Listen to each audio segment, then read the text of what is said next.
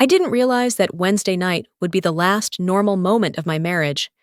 I got home a little after 6, the way I always did, carrying groceries and trying to keep things steady after Henry's funeral. The house still felt heavy from all the visitors who'd passed through, but I thought if I cooked a real dinner, maybe Brandon and I could at least breathe in the same room without feeling the tension. I put chicken in the oven, set the table the way Henry liked when he visited, and tried to convince myself that Brandon was just grieving in his own messy way. He came downstairs wearing that blank expression he'd had all week, the kind that made me feel like I was talking to a wall. He walked straight to the fridge, grabbed a beer, and didn't even look at the dinner I'd set up. "Did you eat already?" I asked, trying to keep the tone neutral. "No," he said, eyes glued to his phone. "Work stuff." He hadn't been to the office in 4 days, so that answer was about as believable as a weather report in a hurricane, but I didn't push. I'd spent years learning that the quieter Brandon got, the more trouble he was usually stirring. He kept scrolling. Then the screen lit up with the subject line, "Regarding the estate authorization." Before I could blink, he tilted the phone away from me like I had no right to see anything he touched. "Who's that from?" I asked. "Just paperwork," he snapped. "Don't worry about it." When a man tells you not to worry about something, what he actually means is, "I don't want you to know what I'm doing." But I swallowed it. The chicken timer rang, and the silence between us felt like cold air pouring out of an open freezer. We sat down, or at least I did. Brandon stood at the counter, wolfing down food like he had somewhere better to be. Something about the way he kept checking his watch made my stomach twist. "Are you going somewhere?" I asked. He froze for a split second, then shrugged. "Might have to step out later, just business." "Sure, business." Because nothing says professional success like a man who hadn't held a steady job in months, suddenly needing to leave the house at 9 at night. He finished eating and tossed his plate into the sink without a word. When I reached to rinse it, his phone vibrated again. This time, I didn't have to lean in to read it. The notification popped bright and bold right in front of us. "Call me when she's asleep. We're still on for tomorrow?" S. Brandon snatched the phone like it was evidence in a crime scene. "Don't start," he said. "I didn't say anything." "You didn't have to. You're giving me that look." "I'm giving you a look because you're acting like someone hiding a felony." He opened his mouth to argue. Then the phone rang. A man's voice spilled out because he hadn't lowered the volume. "You better be ready," the voice said. "When the money clears, we move fast." Brandon's face drained. He stepped into the hallway and slammed the door. But the damage was done. I stood in the kitchen, staring at the empty doorway, trying to make sense of what I'd just heard. Money, moving fast. A woman named S. A man talking to him like they were partners. Nothing added up. And the worst part was my instinct whispering that whatever he was planning, I wasn't part of it. He came back out a few minutes later, pretending everything was normal, pretending I was too clueless to connect the dots. "You good?" he asked, like I was the one acting strange. "Are you?" He didn't answer. He just grabbed his keys and said, "I'll be late. Don't wait up." The door shut hard enough to rattle the shelves. I stood there alone in the kitchen, the chicken getting cold, the smell of rosemary mixing with something sharper, the realization that my marriage was slipping into a place I couldn't reach. Something dark had begun before Henry even passed, and now it was unfolding in front of me, like a slow-moving train crash. I sat down at the table, stared at the untouched dinner setting across from me, and wondered how a man could go from broken by grief to arrogant overnight. When I reached for my glass, I caught myself gripping it too tightly. I loosened my hand and took a slow breath, because the smallest shift in a man's behavior is often the one that tells you the truth. Before I stood up, I replayed the voicemail in my mind. When the money clears, money changes people, sure, but it doesn't turn an ordinary man into a stranger unless he's already halfway gone. I wiped the table, turned off the lights, and let the last good piece of my marriage fade with the sound of the door he'd slammed on his way out. And before we go any deeper into this story, I'd really love to hear from you. If something in this opening hits close to home, drop a comment below. And if you enjoy cheating stories, revenge stories, and real husband betrayal arcs like this, make sure to subscribe so you don't miss the rest of the journey. I walked upstairs that night thinking Brandon was just being distant. I didn't know yet that distance was the smallest part of what he was about to do, or how fast the pieces were going to come apart around me without giving me a second to walking upstairs that night. I kept my hand on the railing a little longer than usual, like I wasn't sure the house was solid anymore. The lights in the hallway felt too bright, and the silence was sharp enough to make every small noise sound suspicious. I tried to sleep, but every time I drifted off, something replayed.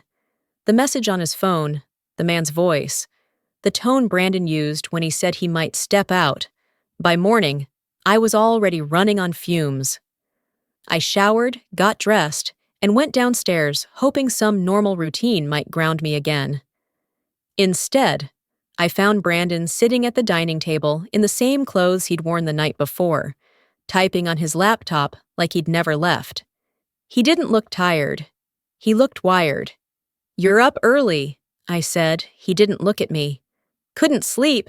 That made two of us.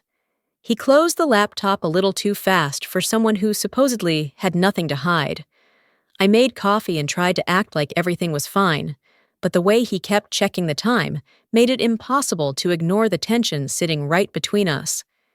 "You're heading to the office?" I asked. "Maybe," he said. "Might be busy with estate stuff today."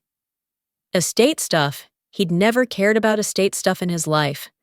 Henry could have written his will on a pizza box, and Brandon wouldn't have bothered to look, unless someone told him it came with a gift card attached.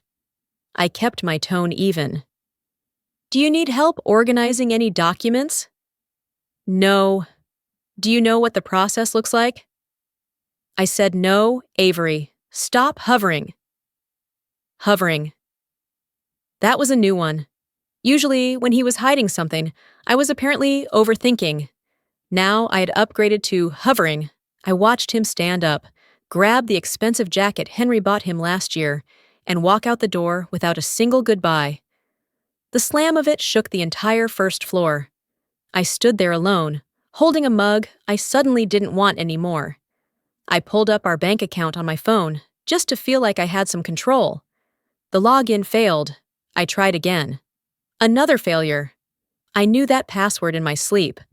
Something wasn't right. I grabbed my keys and drove to the bank, because if there was ever a morning that screamed, "Get answers," this was it. At the counter, the banker typed in our information, and the way her expression tightened told me everything before she said a single word. "Mrs. Collins, the online credentials were changed yesterday." By yesterday, she meant the same night Brandon was pacing the kitchen and snapping at his phone. "Was my name removed from the account?" I asked. "No," she said, "but your access is limited. Only the primary account holder can authorize changes." "Primary?" I repeated. "It's a joint account." "It was," she said carefully. "Now it's marked as primary-secondary." I almost laughed. Of course he made himself primary. Brandon always needed to feel like the king of whatever room he walked into. Even if the room was a checking account, I left the bank with a knot in my stomach so tight it felt like it had its own pulse. When I got home, his car still wasn't in the driveway. A part of me hoped he was at a grief support group or talking to an advisor. Something emotionally healthy for once. But hope is a tricky thing. It dies quietly, but it never dies fast. By early afternoon, I checked the bank app again. New charges appeared, restaurant bills, gas receipts from a part of town we never went to, and another Airbnb payment. My throat tightened. If he was grieving, He was doing it with a gold Amex and someone else's company. I sat on the couch with my laptop, pulling up old statements, and that's when I noticed something I'd missed before. A line of credit, opened under my name. Interest already stacking. My credit score hanging in the balance like a hostage. He used my social security number. He forged my signature. My hand shook as I clicked through page after page. I wasn't just being pushed out of the marriage. I was being positioned as collateral damage for whatever life he wanted with someone else.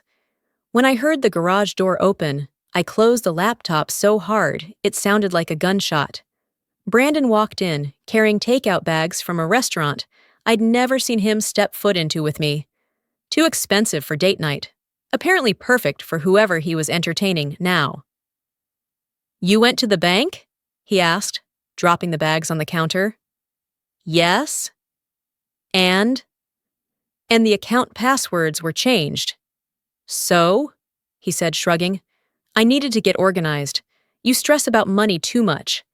That was rich, coming from a man who treated budgeting like it was a disease. I also saw the new charges. I said. He didn't flinch. Didn't blink. Didn't offer a single lie. Not even the courtesy of pretending. Instead, he looked me dead in the eye and said, "You're being dramatic. Don't create problems where there aren't any." I almost laughed. He'd moved from lying to gaslighting in under 5 seconds. That had to be some kind of personal record. He grabbed his food and walked upstairs like nothing mattered. Not the missing money, not the forged documents, not the woman texting him late at night. And certainly not me. The house felt smaller after he disappeared up the steps, like the walls were closing in around all the things I hadn't noticed sooner. I stood there, staring at the half-open takeout bags, and realizing something simple and horrifying. When a man starts treating you like a burden, it's because he's already imagining a life without you, and sometimes already living it. I reached for the kitchen counter, steadying myself, trying to understand the kind of arrogance it took to betray someone and expect they'd stay quiet. The refrigerator hummed, a steady reminder that the world kept moving even when you felt frozen.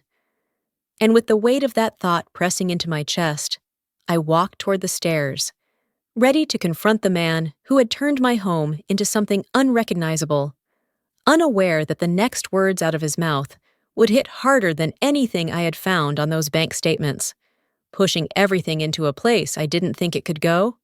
My hand brushed the banister as I made my way upstairs, steadying myself as if the next few steps might tilt under my feet. Brandon's door was cracked open, light spilling into the hallway like he'd staged the moment on purpose. He was sitting on the edge of the bed, scrolling through his phone with the calmness of a man who didn't care if he got caught or not. I stopped in the doorway. "We need to talk." He didn't even look up. "About what?" "The charges. The account changes. The credit line in my name." Finally, he raised his eyes, but there wasn't a hint of guilt in them, just irritation, like I was interrupting something more important than our marriage. "You're overreacting," he said. "You used my social security number. It's called handling the finances, Avery. You wouldn't understand." I stood there for a long moment, letting that sink in. Handling the finances. That was his phrase for, "I'm doing whatever I want, and you'll stay quiet." "Who's S?" I asked. The question landed harder than I expected. His thumb froze over the screen for half a second, before he locked the phone and set it aside. "You're digging through my stuff now?" "I'm asking you a question." "It's none of your business." It was the confidence behind that line that finally made something in me shift. He didn't deny it. He didn't get defensive. He acted like I was an inconvenience. I stepped back into the hallway because the air in that room felt contaminated. Before I could say anything else, the doorbell rang downstairs. Quick, sharp, impatient. Brandon stood up and brushed past me like I was part of the furniture. I followed him down the stairs, each step letting me see the pieces of his double life come into focus. When he swung the door open, I expected a package delivery, or maybe one of his clueless friends. Instead, I froze. Standing on the porch, arms crossed like she owned the place, was a blonde woman in a fitted coat and heels too expensive for the weather. She didn't look surprised to see us. She looked annoyed that it took so long to answer the door. "Seriously, Brandon?" she said. "I've been waiting 20 minutes. My stomach dropped S's Sienna. Brandon stepped outside, blocking the doorway like he didn't want me in the same frame as his new reality. "What are you doing here?" he hissed. "You weren't answering," she said. "We need to finalize the trip.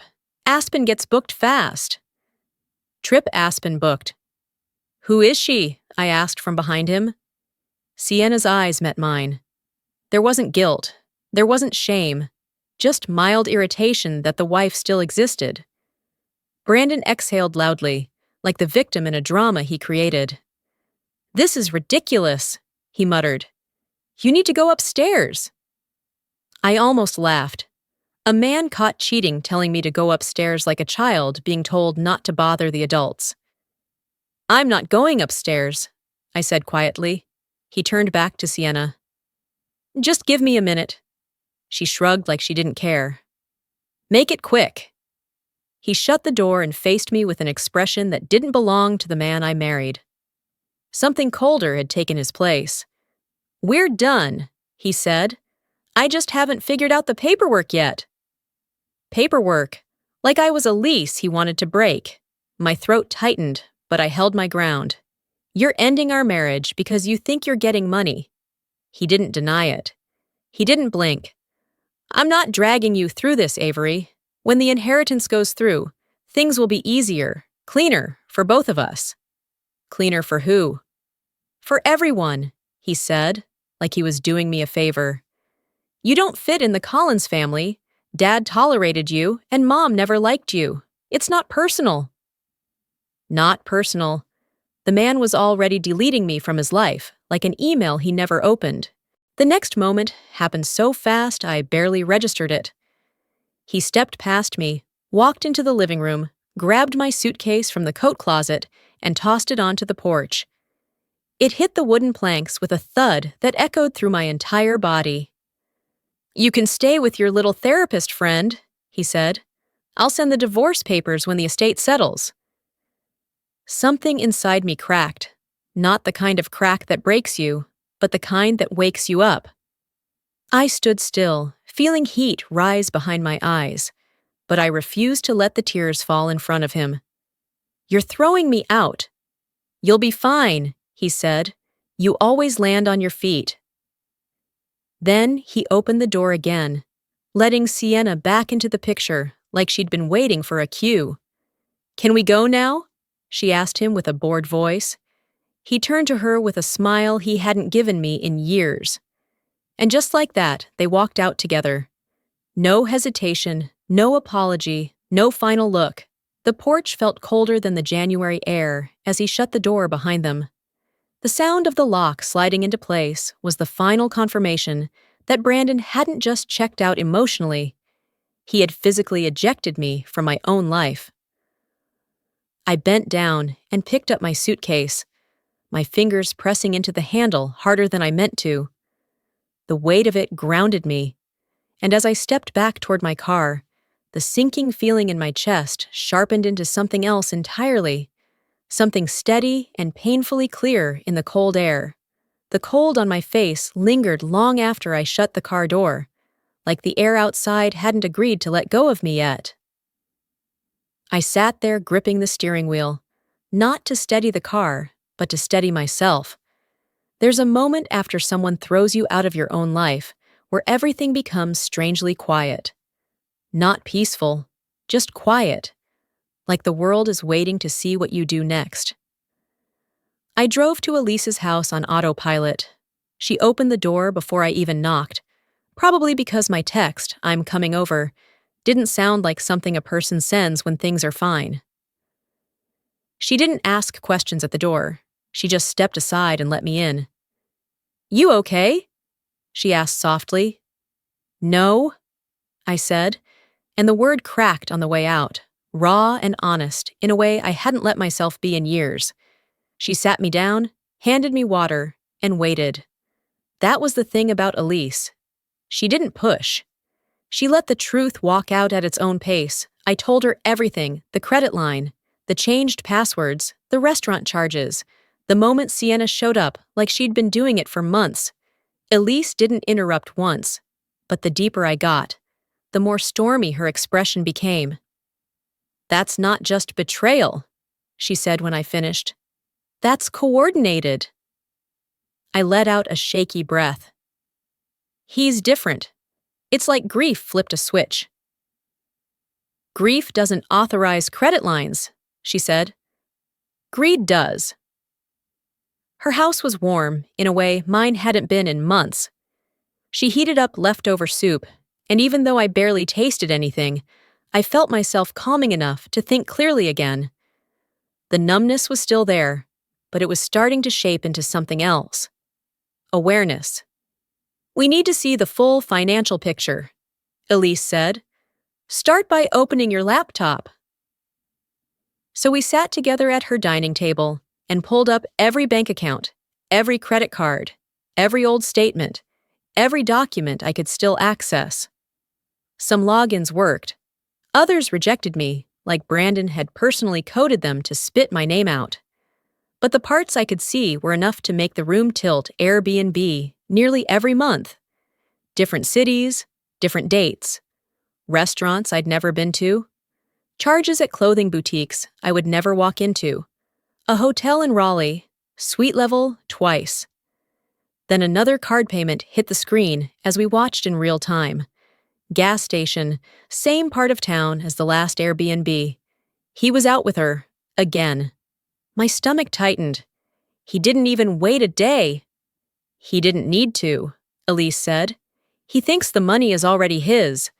I stared at those charges like they were pieces of a puzzle forming the ugliest picture I'd ever seen. Elise leaned closer and clicked a few filters. Look at this, she said. This is a pattern. The pattern was simple and enraging. He'd been siphoning money for months. Small amounts at first, just enough to avoid my attention. Then larger amounts. Then the credit line under my name. He wasn't planning to leave after the inheritance. He had been preparing to leave before it. Elise scrolled until she found something that made both of us freeze. A charge to a luxury travel company. Destination, Aspen, 2 guests. I pressed my fingers into the table, the pressure sharp enough to anchor me. He really thought he'd walk away with me carrying the debt, I said. That's why everything feels rushed, Elise said. He's accelerating the plan. The idea of my life being reduced to a plan, someone drafted with another woman, hit me harder than I expected. I sat back and exhaled slowly, letting the betrayal land without drowning in it. Elise placed her hand over mine. We're not done. She clicked open my email account, the one Brandon always claimed he never touched.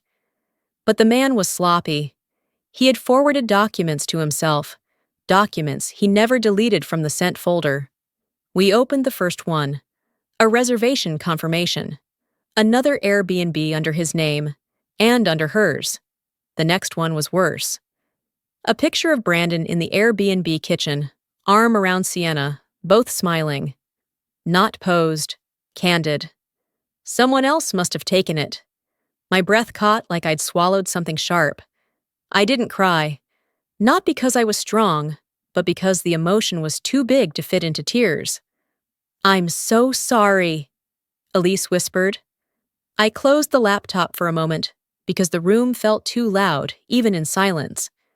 When I opened it again, I wasn't looking for emotional closure. I was looking for facts, numbers, dates, patterns, evidence. Something inside me shifted into place. Not anger, clarity. Betrayal has a way of clearing out everything that doesn't matter, leaving only the truth behind. Elise watched me gather myself. What do you want to do next? Understand everything, I said. I need to know exactly what he did. That's a start. We spent the next hour pulling every statement we could download. More charges, more trips, thousands of dollars. All of it pointing to a man who wasn't just cheating. He was preparing to abandon his wife financially long before he abandoned her physically. Then Elise remembered something. Check the Airbnb rental history on his phone.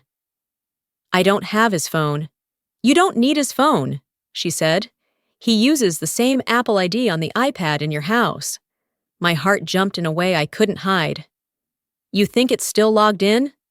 If he forgot to log out, it'll have everything. The idea hit me like a cold surge. I pictured the iPad on the living room bookshelf, exactly where Henry had left it before moving into assisted care. Exactly where Brandon never bothered to look, because he always assumed he was smarter than everyone else. I stood up, my hand gripping the back of the chair. Then that's where I'm going, I said. I grabbed my coat, my keys, and the copy of the login information we needed. Elise didn't try to stop me. She just nodded because she saw something new settle in my posture. Something steady enough to hold everything that was coming next, while the last pieces of denial quietly fell away in the warm air of her dining room. The steering wheel felt warm under my hands as I pulled out of Elise's driveway, but my chest didn't match it. My heartbeat had settled into something steady and controlled, the kind of rhythm you get right before walking into a room you already know won't greet you kindly. Streetlights rolled past the windshield, washing the car in quick flashes of yellow, and each one made the next step feel sharper, more deliberate. I parked in front of the house Brandon had kicked me out of less than 12 hours earlier. The porch light was still on, glowing over the same wooden planks where my suitcase had slammed down like a warning. I didn't bother knocking. I still had my key, and I wasn't giving him the satisfaction of treating me like a visitor. The lock clicked, and I stepped into a house that suddenly felt like it belonged to a stranger. It was quiet. Too quiet. The kind of quiet that says, "Nobody plans to stay long."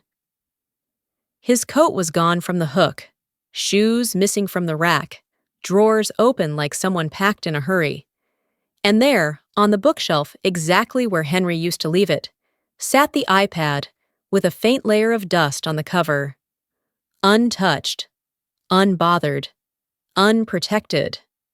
Brandon always underestimated anything he didn't personally use, including devices belonging to people he thought were beneath him.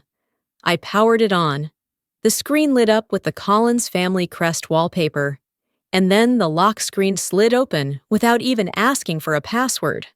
Someone, at some point, had set it to auto-unlock. Probably Henry. Definitely not Brandon. I opened the Airbnb app. The screen loaded slowly, as if even the device needed a moment to prepare for what it was about to expose.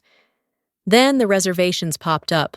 So many reservations they formed a list long enough to scroll Charlotte. Raleigh, Asheville, Atlanta, Nashville, a cabin in Tennessee. Different dates, different weekends, different excuses. Brandon had fed me. Each one had the same two initials in the guest note, B+S. My chest tightened. Not with shock. That part of me had burned out already. This was a different kind of heat. Something focused, something awake. I tapped one of the stays and a set of photos opened. Not the Airbnb listing, photographs he'd taken. Pictures the app had auto-synced Brandon shirtless on a balcony, Sienna smiling in his t-shirt, a champagne bottle on a kitchen counter. Flowers I'd never received. Then one image hit harder than the others. A mirror selfie. Brandon holding his phone. Sienna hugging him from behind. The angle clear. The timing casual. The intention unmistakable. I set the iPad down carefully, as if mishandling it might make the truth vanish. The weight of it wasn't sadness anymore. It was grounding, solid, something I could use. I moved to the dining table and pulled up Henry's old file box from under the sideboard. Brandon probably thought those documents were worthless, but Henry never kept anything without a purpose. Elise had been right. He planned things inside the box were folders with neatly typed labels: wills, property deeds, trust documents, business statements. I skimmed through them, and a pattern emerged. Henry had updated his estate regularly, and the last update happened 3 months before he died. 3 months. Right around the time Brandon's spending started spiking. There was a note attached to one folder in Henry's handwriting. A short line, nothing sentimental, just one sentence. "If anything happens, Avery will know what to do." My throat tightened again, but not because of heartbreak, because of clarity. I opened the folder. Inside was a printout of the estate's inheritance clause. The conditions were stated plainly, in a font so clean it almost felt mocking. The named heir must maintain a stable, loyal marriage with no evidence of financial misconduct. Stable marriage. No financial misconduct. Brandon had failed both requirements before Henry's body was even buried. I sat back in the chair, letting the truth settle. I didn't feel triumphant. I didn't feel vindicated. What I felt was something simpler and more human. Relief. Relief that my instincts hadn't betrayed me. Relief that the universe wasn't as blind as Brandon hoped it would be. And a slow, rising sense of certainty that whatever Henry knew, he'd known for a while.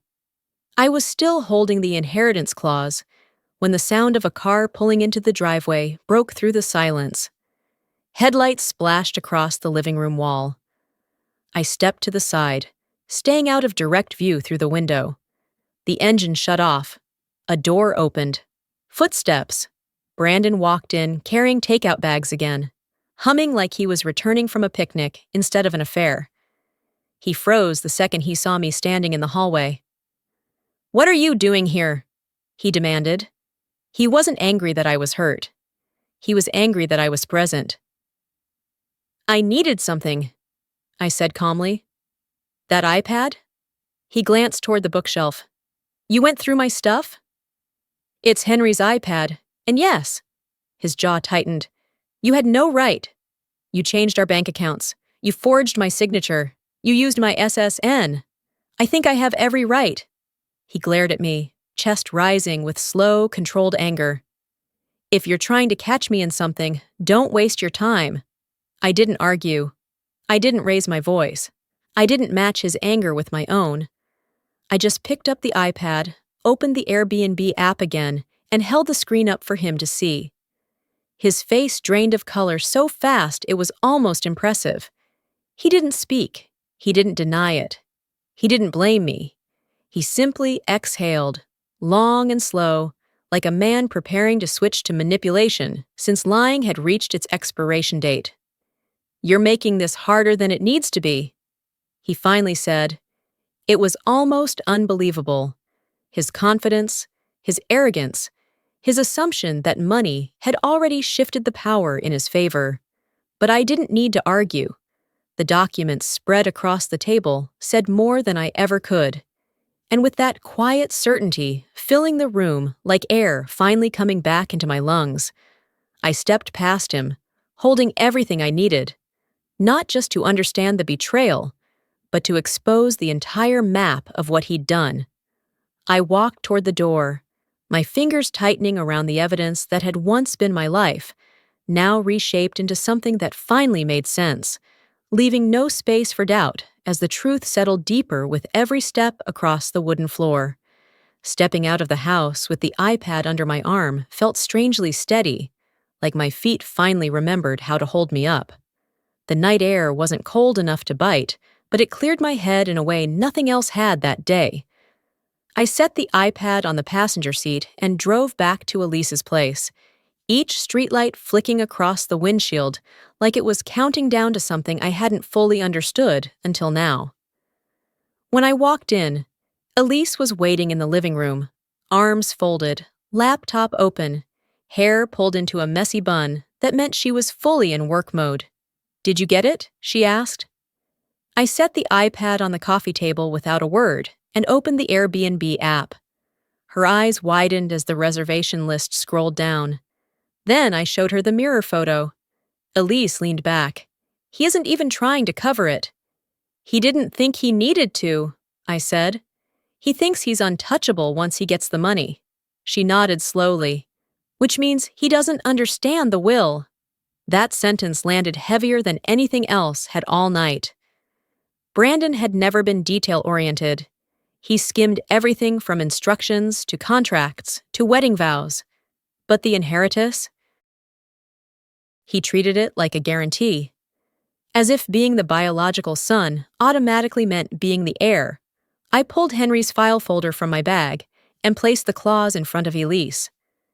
The way her expression shifted confirmed everything my instincts were screaming. He definitely hasn't read this, she said. If he had, he'd be acting sweet right now, not kicking you out. What does it mean exactly? Elise pointed at the conditions. This isn't some symbolic line. This is enforceable. Henry structured his estate like someone who knew Brandon couldn't be trusted. The anger in her voice was calm, clean, and surgical, very different from the chaotic anger I felt humming under my ribs. What kind of trust is this? I asked. Conditional, and pretty strict. Look at this part. She tapped the highlighted line. If the heir fails to meet the requirements, the inheritance defaults to the alternate beneficiary. I swallowed. Do we know who that is? No, but we can find out. She clicked through county property records and estate filings faster than I could form questions. After a few minutes, she pushed back from the laptop with a thoughtful frown. Henry filed an updated estate plan 3 months before he died, she said. That's the same time Brandon started spending money like he was auditioning for a luxury lifestyle show. Do you think Henry knew? Elise lifted one eyebrow. Henry didn't just know. Henry planned ahead because he expected something exactly like this. Her confidence steadied something inside me.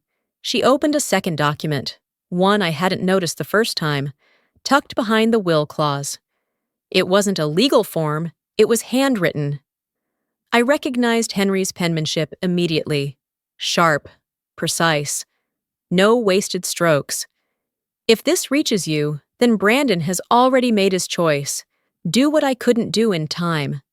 My breath caught. Elise read it twice, then nodded to herself, as if confirming an old suspicion. He respected you, she said quietly. More than you realized. I set the note down gently, feeling something warm rise under the hurt. Gratitude, maybe? Or the first flicker of understanding that the last person who had truly seen me was no longer alive. Before I could take another breath, Elise clicked into the email app on the iPad. Brandon had synced it too. Of course he had. A thread was already open. From Sienna Blake subject. We need to finalize the Aspen dates before February 10th. Message. Once everything is official, we can move. He won't be a problem. Trust me. He won't be a problem.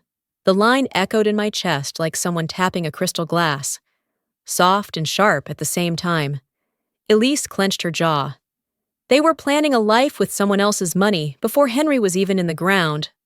I sat back on the couch, letting the ugliness of the situation settle. It didn't feel crushing anymore. It felt clarifying. When betrayal stops being emotional and becomes factual, something changes. It becomes actionable. What do we do with this? I asked. First, we organize it. Everything needs to be documented. Dates, transactions, emails, saved photos. Not for him, for you. Why me? Because the alternate beneficiary is named for a reason, she said. And I'm willing to bet Henry didn't choose some distant cousin he barely liked. A pulse of heat moved through my chest. I didn't say the thought out loud, but it sat there, buzzing under my skin. Avery Collins, alternate beneficiary. The one Henry trusted. I want to read the full will, I said. You will, and you'll hear it in a room where Brandon can't twist anything. She closed the iPad, then looked at me with a firmness that left no space for doubt. You are not going into that will reading blind. The conviction in her voice steadied me more than anything else had that day. It wasn't vengeance. It wasn't rage. It wasn't even hope. It was something clearer. Readiness. Elise reached for her phone. We need a checklist. She listed items aloud as she typed. Bank statements, Airbnb receipts, emails, photos, credit line documents. Henry's estate clause, the handwritten note, proof of abandonment, proof of financial misconduct. Everything Brandon thought he had buried was sitting neatly in a digital folder by the time she finished. I unplugged the iPad from its charger, the weight of it steady in my hand. Do you want to stay here tonight? She asked. I nodded, because driving back to the house Brandon had tainted felt like stepping into a contaminated crime scene. Elise set up the guest room, and as I walked down the hallway with the file folder under my arm, the house felt warm, grounded, and solid beneath my feet. I set the iPad on the nightstand, turned off the lamp, and let the darkness settle. My breathing slowed. Not from peace, not yet, but from certainty, quiet, sharp certainty that I wasn't walking into tomorrow powerless or blind. The truth wasn't just on my side now. It was organized, clear, stacked in chronological order, and it was ready. The glow from the hallway nightlight was still fading behind me when my phone buzzed, with a message from Elise. Kitchen, coffee's ready.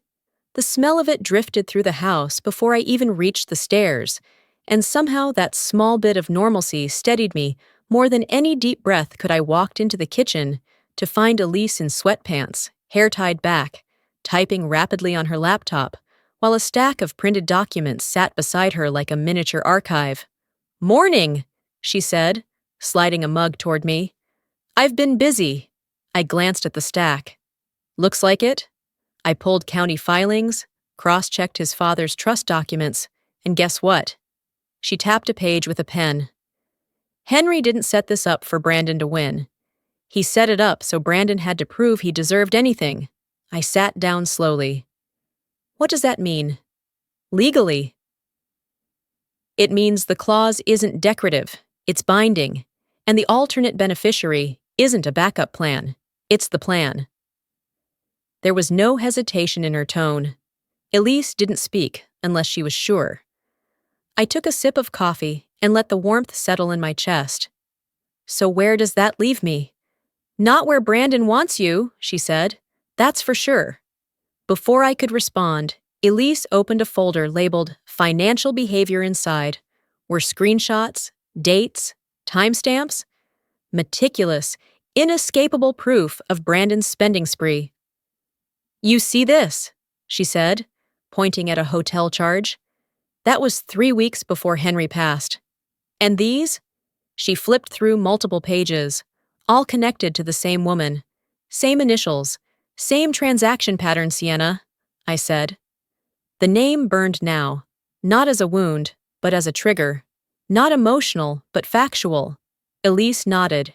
She's not subtle, and neither is he. She slid me a printed copy of the email we saw last night. The one where Sienna wrote, He won't be a problem, he's sloppy, Elise said, and sloppy people make amazing evidence. I let out a quiet breath.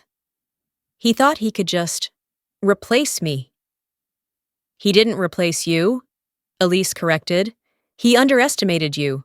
That distinction changed something inside me. It wasn't comfort, it was fuel. Her laptop chimed, and she clicked into a new tab. Okay. This is where things get interesting. On the screen was Henry's signature, clean, distinct, and beneath it, a notarized attachment. What's that? I asked that. Elise said with a slow smile. Is the amendment that names the alternate beneficiary. Henry didn't file it in the standard place. He filed it as a sealed supplement. My pulse picked up. And it's valid? It's airtight. She dragged a PDF into view and turned the screen toward me. There, in the middle of the page, next to Henry's unmistakable signature, was my name, Avery Collins, alternate beneficiary. For a moment, the kitchen felt too quiet, too still, like the air had tucked itself in to let me absorb the line. I wasn't chosen as a backup. I was chosen as the person Henry trusted more than his own, so Elise watched my face. He saw Brandon clearly. Probably before you did, he never said anything. He didn't need to, Elise replied. He left it in writing. I looked at the page again, tracing the line with my eyes, until it didn't feel unreal anymore. Brandon thought he was climbing toward $85 million. He didn't know he was standing on a trap door Henry had built years ago. Elise leaned back in her chair. Now the real question, why did Henry choose you? I swallowed. We talked a lot, more than people knew. He trusted me with things Brandon never cared about. You mean like the company Elise asked? I nodded. Henry walked me through everything. Systems, supply chain issues, ethics codes, long-term accounts. He said I had a good head for details. Elise smirked. He wasn't wrong. Her phone buzzed, and she glanced at it. And speaking of details, look, she handed me the phone. On the screen was a news alert. Evershore Industrial, CEO's death, prompts full review of leadership transition. Brandon's face was in the thumbnail photo. They're watching him, Elise said. And whoever handles tomorrow's will reading is going to be watching him even more. I let out a slow breath. So what do we do now? Elise folded her hands. Now? We prepare for him to panic. People who think they've already won react badly when they realize they haven't. I looked at the stacks of evidence, the neat folders, the highlighted lines, the printed emails. Everything that had been chaotic 48 hours ago now sat organized in front of me, sorted into categories that turned pain into leverage. A soft knock sounded on the front door. Elise frowned. You expecting someone? No. She checked the peephole, then opened the door 2 inches. A delivery driver held a bouquet the size of a toddler. For Avery, he said. Elise took it, tipped him, and shut the door. The flowers were expensive, luxurious, the kind Brandon only bought when he needed to look good for someone else. There was a note tucked between the roses. I pulled it out. We need to talk. Don't make this messy. Elise read it over my shoulder and snorted. He's scared. But the line that stuck with me wasn't the threat. It was the word messy, as if he hadn't made the mess. As if I was the one out of place for refusing to stay quiet. I crumpled the note and dropped it in the trash. Elise raised an eyebrow. So that's where we are now? That's exactly where we are, I said. She slid the folders toward me. Then we stay ahead. Because whether Brandon understands it or not, the day he kicked you out was the day he disqualified himself. I set my hand on the top file, feeling the smooth edge of the paper. The house felt still, but not silent. Not empty, not defeated. More like a courtroom waiting for the judge to walk in. And I wasn't walking into any of it alone. The morning of the will hearing felt strangely calm. The kind of calm that doesn't come from peace, but from being too prepared to be rattled. I slipped on a dark green dress. Professional, simple. The one Henry once said made me look like I belonged in a boardroom. Elise handed me a folder with the essentials as we headed out the door. Remember? She said, locking the car doors once we got in. You don't have to argue. You don't have to prove anything. The paper does the talking, I know. You're steady today. I'm tired of being steady, I said, adjusting my seatbelt. I'm ready. The office where the hearing was held was one of those old Charleston buildings with white columns and black shutters, the kind that screamed generational wealth. A brass plaque beside the door read Wheaton and Salter, estate law. Elise held it open for me and whispered, "Smile politely." Nothing more. Inside, the reception area was warm and expensive in a way designed to intimidate people into good behavior. Leather chairs, quiet carpet, wall of certificates. It felt like a lobby built for men like Brandon, men who thought money couldn't wait to fall into their hands. The receptionist looked up. "Are you here for the Collins estate?" "Yes," Elise answered before I could. Avery Collins plus counsel. We were escorted to a long conference room with a polished table that reflected the overhead lights. On one side sat the estate attorney, Mr. Salter, a tall man with the kind of posture that meant trouble for whoever wasn't prepared. On the other side sat Margaret, my mother-in-law, stiff and sharp in a navy suit. Brandon arrived 2 minutes later, smelling like expensive cologne and cheap desperation. And of course, because he couldn't help himself, Sienna followed behind him in a soft pink dress that did not belong at a legal proceeding. She gave me a tight smile, like she was the one being gracious. Brandon didn't even acknowledge my existence. He took a seat directly across from me, legs spread like the room belonged to him. "Let's get this done," he said loudly. Mr. Salter cleared his throat. "We'll begin once all named parties are present." Elise leaned toward me. "Watch him," she whispered. "He's already performing." The hearing began with basics: dates, the death certificate, the reading of small bequests. Margaret got a few sentimental items. Sienna's face fell when she realized her name wasn't coming up, but Brandon didn't flinch. He was waiting for the big number, 85 million. Finally, Mr. Salter turned a page, adjusted his glasses, and read, "This brings us to the matter of the Collins Trust. Valued at $84.9 million, Brandon's knee started bouncing.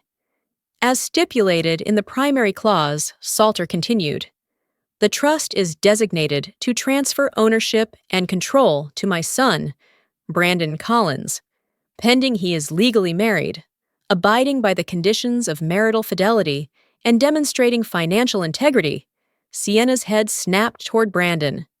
His knee stopped bouncing. "However," Salter said, turning another page, "should these conditions not be met at the time of my death, the inheritance shall be transferred to the alternate beneficiary." Silence snapped around the table. Brandon swallowed.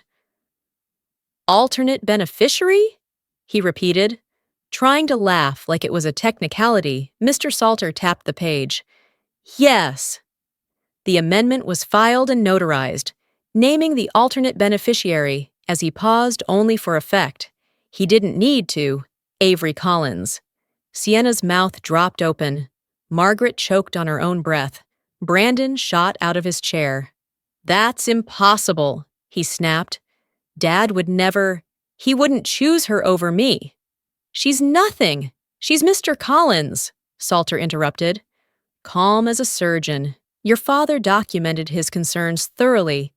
Financial misconduct, multiple accounts under false pretenses, and personal behavior that violated the moral clause of the trust. Brandon's voice cracked with sudden panic. "She tricked him. She got to him before Elise," I murmured. "Don't say anything," but Elise didn't need to. Salter kept going. "There is recorded evidence of marital infidelity prior to your father's passing, which voids your eligibility per the trust requirements. Additionally, irregular credit lines, opened in your wife's name, were reported and are now under review by the Corporate Oversight Board."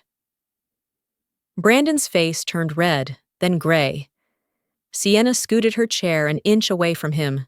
"This is insane," Brandon said, jabbing a finger toward me.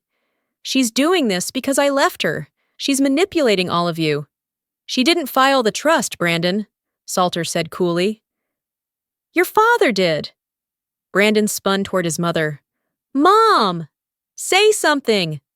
Margaret looked at him with an expression I'd never seen before, something like disappointment laced with fear. "Henry warned you," she whispered. "You just never listened." Her words hit him harder than anything Salter had said. When Brandon turned back to me, there was no anger left, only disbelief. "You?" he said, barely audible. "You walk out with everything?" "I didn't walk out," I said quietly.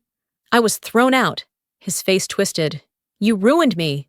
"No," I replied. You did that yourself.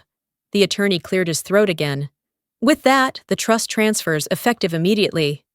Mrs. Collins, we'll need your signature on the confirmation documents. Brandon let out a laugh that didn't sound human. This isn't over, but the room didn't care. Paper shuffled. Pens scratched.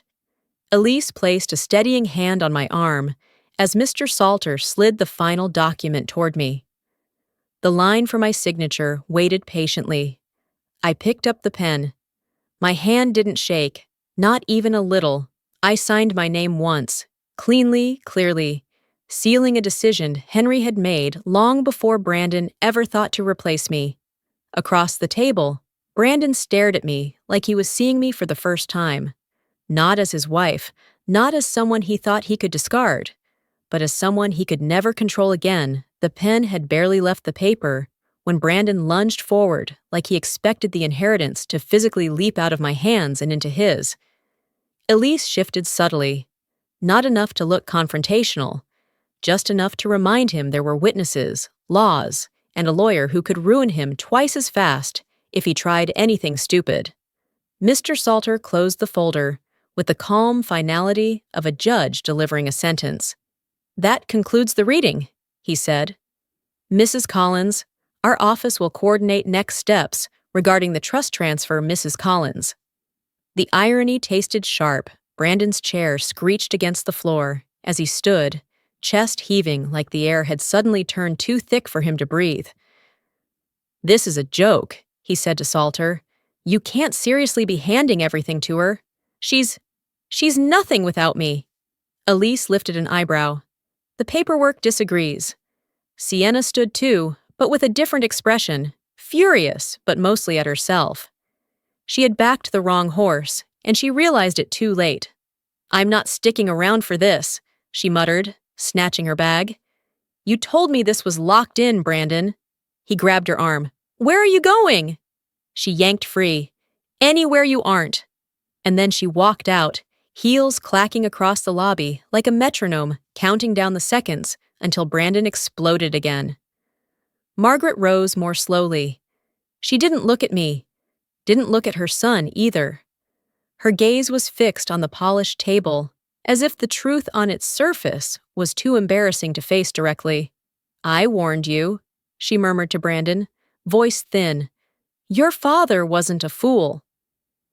Then she gathered her purse and followed the attorney out of the room. When the door shut, silence filled the space like smoke. Thick, unpleasant, impossible to ignore. Brandon finally turned toward me. You played him, he said, pointing at the empty door as if Henry were still standing there. You manipulated my father into giving you everything. I kept my voice steady. I didn't manipulate anyone. I respected him. You didn't. That's rich, he spat. You think he saw you as family? You think he trusted you more than his own son? He would never. He already did. That stopped him for a moment. His face shifted. Less rage, more confusion. Then the panic came back twice as loud. You think you've won? He said, stepping closer. You think taking this money makes you powerful? You're nothing without me, Avery. Nothing. I didn't flinch, not this time. Elise stepped between us with a calm, practiced movement. If you touch her, if you threaten her, if you so much as breathe wrong, I'll have an emergency court order within the hour. Brandon's nostrils flared, but he backed up barely. He let out a sharp laugh that cracked halfway through. You're going to ruin me. No, I said. You did that all by yourself. His jaw clenched so tight I could hear it. Then he stormed out, the glass door rattling behind him as he disappeared down the hallway. The room felt different without him. Lighter, but heavy in a new way, too. Not dread, not fear, just clarity. Elise exhaled slowly. Well, that was a lot, I nodded, gripping the edge of the table for a moment until the reality settled fully into my bones. It's really happening. It is, she said. And now we deal with the fallout. We walked out into the hallway, where staff tried very hard not to look like they'd been listening. Elise wrapped an arm around my shoulders. Not for comfort, but to guide me out before Brandon could circle back like a wounded animal. Outside, the damp, Charleston air clung to my skin, but it felt fresher than anything I'd breathed in days. My car was parked under a row of oak trees, the branches swaying just slightly. I took a breath, and for the first time since Brandon slammed the door in my face, the air didn't burn going in. Elise unlocked the doors. Want to get lunch? My stomach twisted. I don't even know what I feel right now. That's normal, she said, starting the engine. Your whole life just shifted in 20 minutes. As we pulled out of the parking lot, the first message came in, Brandon. You won't get away with this. A second message followed almost immediately. Brandon, you stole my inheritance. Then a third, Brandon. I'll make sure everyone sees you for what you are. Elise's eyes flicked toward the screen. He's escalating. Good. The more he texts, the easier this gets in court. I turned the phone face down. Let him scream into the void. Another message pinged anyway. Then another. He couldn't stop. That wasn't the victory. The victory was the realization that I didn't care anymore. The next stop wasn't lunch. Elise made a quiet turn down a different street, pulling into a parking lot beside a plain beige building with no sign. I looked up at her. Where are we? She shut the car off. You said you wanted clarity. Here it is, inside. The receptionist buzzed us into a small room lined with file cabinets and laminated federal posters. A woman in her 50s entered with a laptop and shook my hand. I'm Dana, she said. Elise told me everything. Let's talk about the identity fraud. The knot in my stomach tightened. Not fear, but something sharper. More certain, Dana opened a folder. Your husband used your social security number for multiple credit applications. That's a crime. And since he used them to conceal an affair and financial misconduct, well, let's just say the paper trail isn't in his favor. Elise smirked. Told you sloppy people make great evidence, Dana continued. Based on what you've shown us, law enforcement will likely open a formal investigation. It won't take long. The room was quiet, except for the tapping of her keyboard. I sat straighter. What happens next? Dana met my eyes. Next, Mrs. Collins, you protect what's legally yours. And he answers for everything he thought he'd never get caught doing. A pulse of something cold and steady moved through me, settling in my spine like steel. Not anger, not revenge. Clarity, pure, unshakable clarity. And it felt like the first step toward a life I hadn't realized was waiting for me all along. The overhead light hummed softly as Dana clicked open the next file. The steady rhythm of her typing blended with the scratch of Elise's pen on her legal pad. I sat between them at the small conference table, the laminate cool against my palms. Something in my posture had changed. Shoulders forward, feet planted. I wasn't bracing anymore. I was ready. Dana cleared her throat. Before I move forward with the fraud report, I need to confirm a few items. Some of these questions might feel personal. None of them are judgment. I nodded. Go ahead. Have you ever given Brandon permission to open accounts in your name? No. Did you sign any documents authorizing shared credit lines? No. Did you give him access to your social security card? No, I said again. He would have taken a picture of it when we were still living together. I kept it in the safe. Elise tapped her pen. But he had the combination he said it was, in case of emergency. Dana nodded. He used it as an emergency, just not yours. She opened another file. We've cross-checked the dates. Every purchase in your name overlaps with his time spent at hotels, travel bookings, restaurants, all with the same companion. Sienna, hearing the name, didn't hurt anymore. It landed with the same weight as seeing a spreadsheet with fraudulent charges. Factual, documented, actionable. Now, Dana said, turning the laptop toward me, Let's talk about the email. The screen displayed the one we saw that night on Elise's monitor. Timestamped, saved, traceable. He won't be a problem. The subject line, weekend plans. My stomach tightened. Not from the betrayal. It had burned out long ago. But from how neatly everything lined up. Every lie, every secret, every excuse Brandon tossed out like crumbs. Dana clicked the next page. A matching email thread between him and a travel agent, confirming a reservation in Aspen under a corporate retreat code Aspen, I murmured. The same weekend he claimed he was with his mother. He bought ski passes. Lessons for 2.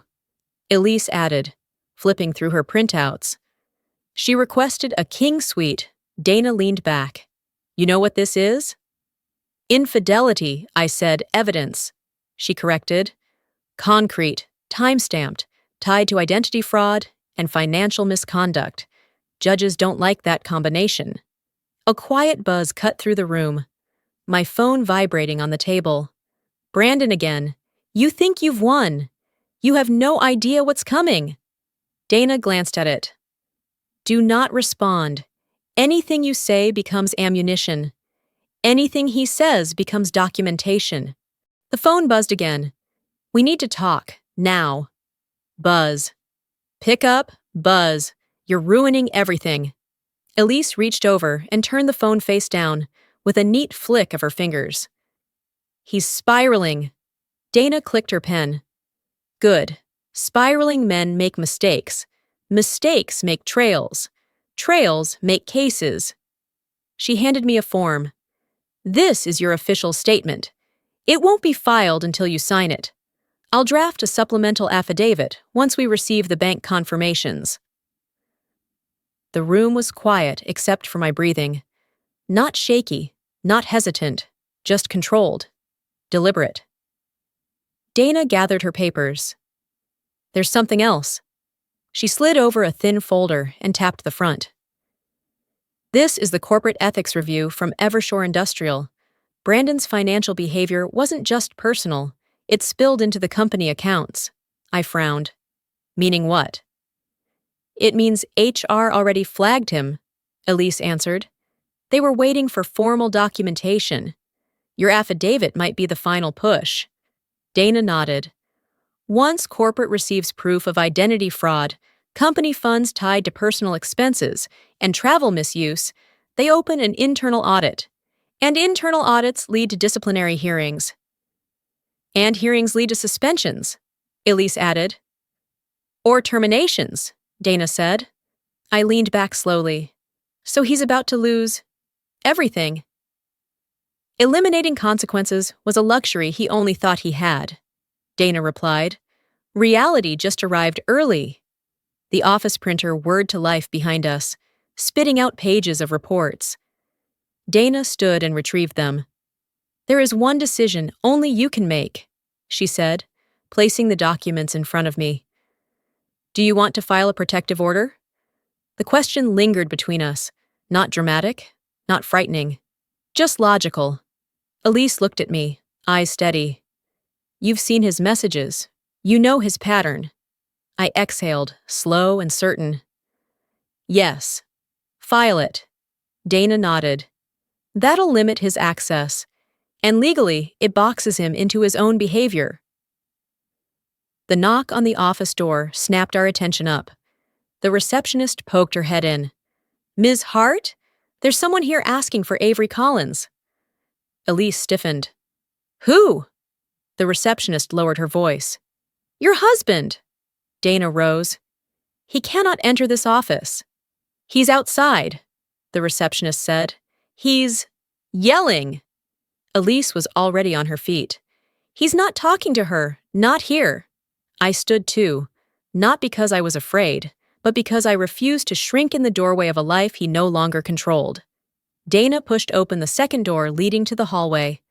The three of us stepped out. Through the frosted glass front window, Brandon's silhouette paced aggressively on the sidewalk. Every movement sharp, frantic. He jabbed at his phone with violent taps, as if typing harder would change the reality he'd created.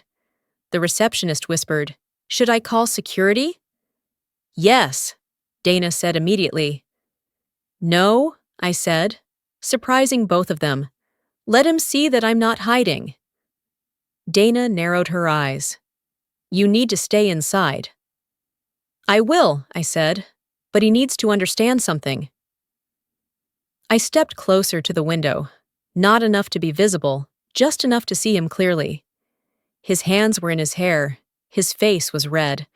He kept muttering to himself, waving his phone, shaking his head like a man trying to outrun consequences. Elise crossed her arms. He's unraveling. He already unraveled, I said. We're just watching it in real time. Security arrived. Brandon shouted, pointed, tried to push back. But eventually, he was escorted away, still yelling, still blaming me, still refusing to understand that he had built every brick of the wall closing in on him. Dana shut the door firmly. That, she said, just made everything easier. The hallway settled into silence again, the kind that didn't feel tense anymore. Now, Dana said, gathering the paperwork, let's finish documenting the truth. And for the first time, the truth didn't feel like a weapon. It felt like a path being cleared. The courthouse hallway smelled faintly of old paper and floor polish, the kind of scent that usually makes people nervous. Today, it didn't touch me. Elise walked beside me with her usual lawyer stride, sharp and controlled, while Dana carried a folder thick enough to make a judge raise an eyebrow. Brandon was already there when we arrived, leaning against the wall, tie crooked, eyes bloodshot, hair a little too wild for someone who used to obsess over his reflection. He straightened when he saw me, but the moment he took in Elise and Dana behind me, he sank back again, jaw tightening like he'd bitten into something sour. You didn't have to drag this into court, he muttered as we passed. I didn't break stride. You dragged yourself here. Inside the courtroom, the judge took her seat with the kind of authority that didn't need to be announced. Everyone stood, everyone sat. Brandon shifted uncomfortably beside his attorney, some man he'd hired last minute, judging by the stack of untouched files in front of him. The judge looked at the docket. Collins versus Collins. Petition for protective order and affidavit regarding identity fraud and financial misconduct. Her tone was flat, professional. Brandon swallowed. Elise leaned over to me. Stay calm. Facts only. Dana placed the thick folder on the table with a soft thud. Even that sound carried weight. The judge nodded at her. Let's proceed. Dana stepped forward first, presenting the timeline, the fraudulent accounts, the unauthorized credit lines, the forged signatures. Every page, every date, every screenshot was placed in front of the judge with the precision of someone who knew exactly how to dismantle a man professionally and legally without raising her voice. Brandon's attorney scrambled to keep up, flipping pages like the evidence might magically rearrange itself into his favor. Dana continued.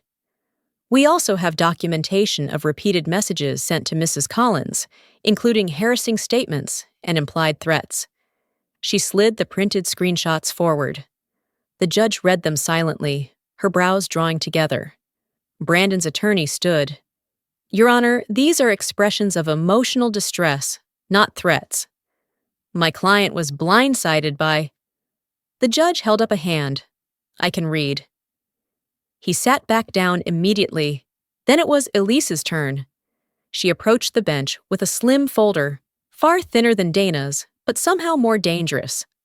This, she said, placing a neatly tabbed packet before the judge, is the Collins Trust Amendment, signed and notarized by the decedent. It names Mrs. Collins as the alternate, and now primary beneficiary. Brandon stiffened. Elise continued, voice steady. It also includes written concerns from the decedent regarding Mr. Collins' financial dishonesty and marital infidelity. The judge flipped through the pages, her expression unchanged, but her silence heavy. Brandon's attorney rose again, voice strained. Your Honor, we argue that the amendment is questionable. My client was not aware of this change and believes the decedent was coerced. Elise repeated, her tone razor-sharp. By whom? The man trusted Avery more than anyone in his family. Objection. Brandon's attorney snapped, overruled. The judge said without hesitation. Proceed. The air in the room shifted. Brandon slumped slightly, like he felt the weight of each word sinking into his skin. Then the judge turned toward me. Mrs. Collins, do you wish to speak? I stood, not because I needed to, but because I wanted to. My knees didn't shake. My voice didn't quiver. I didn't ask for any of this, I said. I didn't ask to be thrown out of my home. I didn't ask to find out my husband used my identity to fund an affair. I didn't ask to inherit a trust that he thought belonged to him. But I'm here to make sure the truth is documented. I paused, letting the quiet settle. And I'm here because every time he lost control, he pushed harder. He used my name like it was disposable. He used my credit like it was fiction. He used my loyalty like it was guaranteed. And when he realized his consequences were finally arriving, he tried to bury me under his panic. The courtroom was still, not tense, just still. I looked directly at the judge. I'm not here to punish him. I'm here to protect myself. When I sat, Elise gave me a quick nod. Nothing dramatic, just acknowledgement that the line had been delivered exactly where it needed to be. Brandon's attorney stood again, but this time his confidence faltered. His arguments came out thin, unstructured, like he was trying to build a wall without bricks. After 30 seconds, the judge stopped him with a raised hand. I've heard enough. Brandon froze. The judge folded her hands. Based on the evidence presented, the pattern of harassment, and the documented financial misconduct, the court grants the protective order effective immediately. Brandon's mouth fell open. What? No, she's lying. The judge didn't even look at him. Additionally, the affidavit regarding identity fraud and financial abuse will be forwarded to the district attorney's office for review. His attorney grabbed his arm. Brandon, stop talking, but he didn't. He stood, voice cracking with desperation. You're ruining my life! My answer came out calm. You ruined it yourself. Security stepped forward when he slammed his fist against the table, causing his attorney to recoil. Mr. Collins, the judge said sharply, sit down or you will be held in contempt. He didn't sit. He didn't speak. He just stared at me, stunned, like the world had tilted without warning. And then the judge delivered the final line. This court recognizes Mrs. Collins as the lawful beneficiary of the Collins Trust. The matter is closed. A sound escaped Brandon's throat. Not anger, not even rage, it was disbelief. Pure, unfiltered disbelief. Elise began organizing the folders.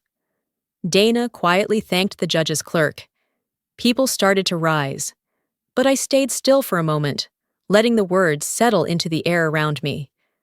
Not as triumph, not as revenge, but as truth, delivered documented, done. And when I finally stood, Brandon didn't look like a man wronged. He looked like a man witnessing, at last, the collapse he built with his own hands. The courthouse steps felt warmer than the inside of the building, sunlight hitting the concrete in broad, steady patches. Elise walked beside me without speaking, her briefcase swinging lightly at her side. Dana stayed close too, scanning the parking lot like she expected Brandon to burst out from behind a sedan. He didn't. The protective order had done what panic never could. Shut him down. As we reached Elise's car, she unlocked it and rested a hand on the roof. You want to sit for a minute before we drive? Just breathe? I surprised myself by smiling. I think I'm okay, and I was not okay as in cheerful, not okay as in healed, but okay as in grounded, finally standing on something solid instead of whatever world Brandon had been trying to build under me. Let's get lunch, Elise said, sliding behind the wheel. And then you have a stack of paperwork that actually works in your favor for once. Dana nodded. And we'll get ahead of whatever comes next. He'll simmer, he'll pout, he'll blame you, none of which matters anymore. I buckled my seatbelt. He's out of my life. That's enough, Dana glanced back. He's out of your control, too. That's the real freedom. As Elise pulled out of the courthouse lot, my phone buzzed. A new email notification. I hesitated before checking, but when I opened it, it wasn't from Brandon. It was from Evershore Industrial subject line. Notification of pending proceedings. Collins. Brandon. I opened it. Mrs. Collins. This email is to confirm that an internal compliance review has been initiated concerning Mr. Brandon Collins in relation to misuse of company resources. You are not required to participate unless subpoenaed. We will update you as the investigation progresses. It wasn't vindication. It wasn't revenge. It was consequence. Real. Tangible consequence. Elise saw the look on my face at a stoplight. Bad? No, I said. Just accurate. Her lips tilted. Good. Accuracy makes life easier. When we reached my house, the house that was legally, unquestionably mine now, I walked in with a long breath, taking in the quiet. The walls didn't feel haunted anymore. They felt empty in a good way. Untangled. Clean, Elise set her files on the kitchen island. You ready for this part? For paperwork? I asked. Always. But the truth was deeper than that. I wasn't preparing to survive anymore. I was preparing to rebuild. We spent the next 2 hours going through trust documents, asset transfers, property deeds, and Henry's final notes. It was strange how someone who'd been gone for months could still protect me more clearly than the man I married. At one point, Elise pushed a stack toward me. These are optional. You don't have to keep the company stake Henry set aside for you. You can liquidate it, transfer it, or hire someone to manage it. I ran my finger lightly over Henry's signature. He wanted me to understand the business. He trusted me with it. Then trust yourself, Elise said. Dana nodded. People like Henry don't make impulsive decisions. If he put this in your hands, he meant it. A steady warmth settled in my chest.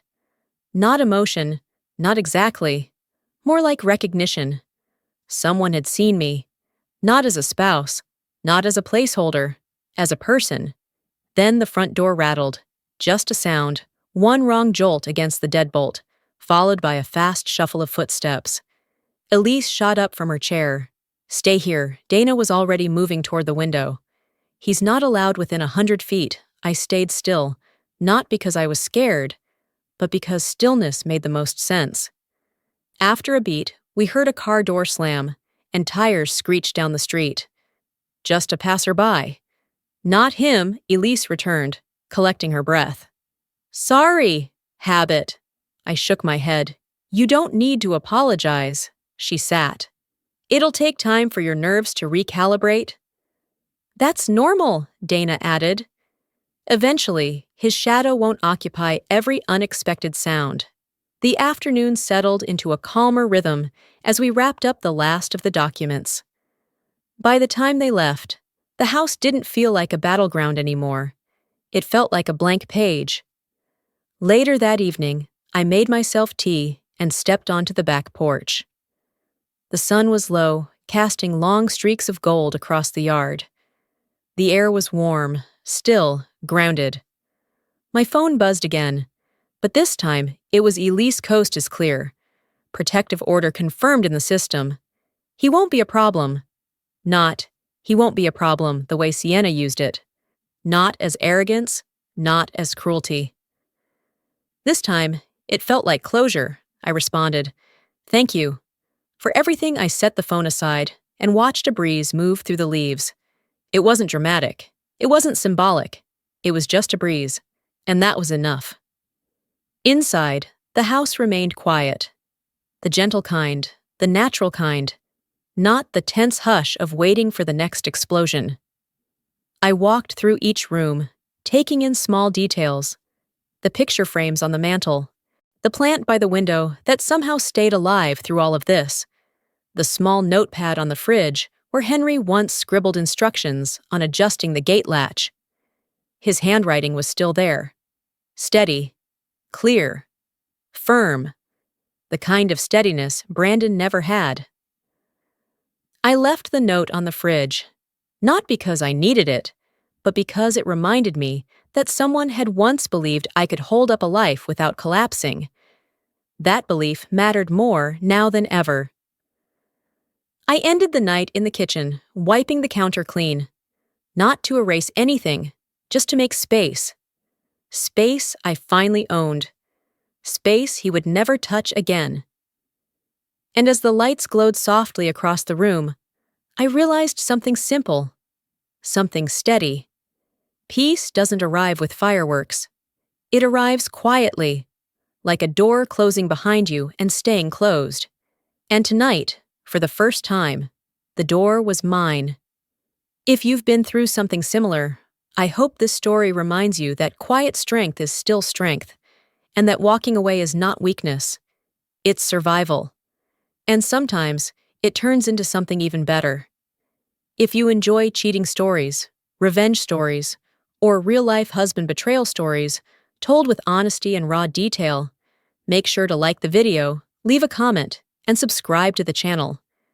Your support helps these stories reach the people who need them most, and it keeps us creating more powerful narratives just like this one.